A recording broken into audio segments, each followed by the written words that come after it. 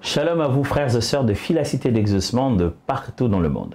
Aujourd'hui, c'est notre deuxième jour de jeûne et prière. Dans ce grand thème de la soif de l'Éternel et comment nos cœurs soupirent après Dieu, j'aimerais vous encourager, voilà le terme, vous encourager à prier dans cette direction. C'est d'ailleurs le sujet de notre prière de ce deuxième jour, c'est parler à Dieu et parler à son âme.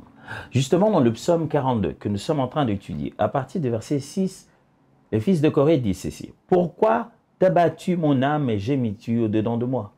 Espère en Dieu, car je le louerai encore. Il est mon salut et mon Dieu. » J'aimerais vous encourager aujourd'hui à faire quelque chose que souvent les chrétiens négligeons, nous chrétiens négligeons de faire. Nous considérons que prier, c'est toujours parler avec Dieu à tout moment. Pourtant, la prière est une activité spirituelle dont une des parties consiste à affirmer à nous-mêmes les vérités éternelles de la parole de Dieu.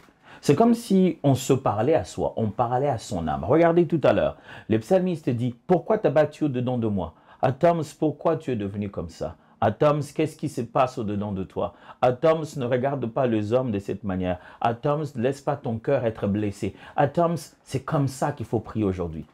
Aujourd'hui, il ne faut pas seulement parler à Dieu, il faut parler à son âme. Il faut aller dans les détails du fin fond de notre cœur et commencer, j'allais presque le dire, à nous critiquer nous-mêmes, à nous questionner nous-mêmes. Si tu soupires après Dieu, il est important que tu vérifies qu'est-ce qui en toi fait que lorsque Dieu remplit ton cœur, qu'est-ce qui sont ces petits trous qui font lâcher de l'eau et qui t'empêchent de vivre une vie débordante.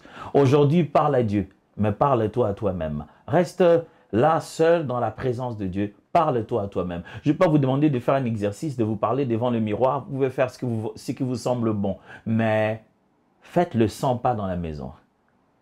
Restez à un endroit seul. Quand vous êtes seul au volant, ne réfléchissez pas.